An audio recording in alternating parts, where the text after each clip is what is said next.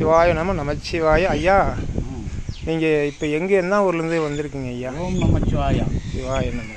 தாதாடும் பூஞ்சோலை தத்தாய் தமையாளும் ஓதாட்டி பக்தரெல்லாம் சிறைமேல் கொண்டாடும் திரு உத்தரகோசமங்கை என்னும் ஊரிலிருந்து நான் இங்கே வந்திருக்கின்றேன். சிவாய். இந்த உத்தரகோசமங்கை தான் எங்களுடைய மண் பிறக்கும் முன் தோன்றிய உத்தரகோசமங்கை என் ஊர் தான் பூர்வீகம்.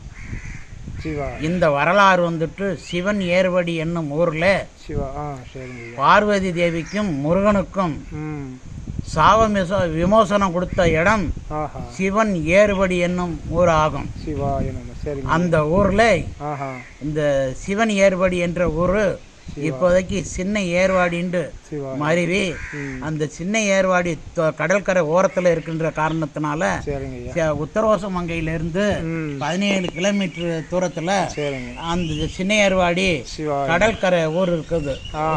கடற்கரை சின்ன ஏர்வாடி தோணி துறைமுகம் என்று அழைக்கப்படுகின்ற ஊர்ல அங்கே கயற்கண்ணீஸ்வரி பார்வதி தேவிக்கு ஒரு சிறப்பான ஒரு கோயில் கட்டி முருகனுக்கும் வெற்றிவேல் முருகனுக்கும் வேத விநாயகருக்கும் அங்கே ஒரு ஆலயம் இருக்கின்றது.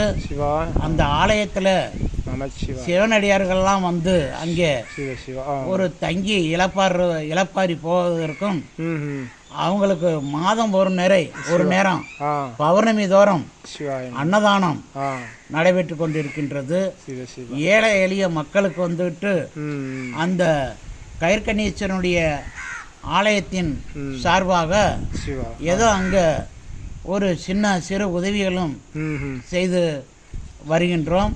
இங்கே வருகின்றவங்களுக்கு வந்துட்டு குழந்தை பாக்கியம், திருமண தடை, தொழில், வஞ்சனை, பில்லி, சூனியம் இதெல்லாம் சரியாகி ஏவல், லாசு, எதிராளி மாரணம், துஷ்ட பேயி, துடியொண்ட கவுசு, அச்சக்கனவு, அதிரடியான சொப்பனம், நாட்டுப்பெணி, நலவடி துன்பங்கள் எல்லா துன்பங்களும் வந்துட்டு நீக்கி அவங்களுக்கு தீர்க்க ஆயிலும் நோயற்ற வாழும் குறையில்லாத செல்வமும் கிடைக்கும்.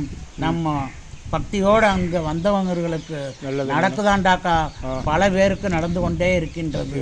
இதுவே இறைவன் கொடுத்த ஒரு சக்தி. ஓம் நம சிவாய. ஹரஹர மகாதேவாய நம. ஓம் நம சிவாய். எல்லா உயிர்களும் எம்மூற்று வாழணும், நல்லா இருக்கணும். நமச்சிவாய. நீங்கள் இவ்வளோ விளக்கத்தை சொல்லியிருக்கிறீங்க ஐயா, சிறப்பாக இருக்குது. இதுபோல் எல்லா உலகத்தையும் தெரியப்படுத்தணும். நமச்சிவாய வாழ்க, நாதன்சால் வாழ்க. ஓம் நம சிவாய. சிவசிவாய நம.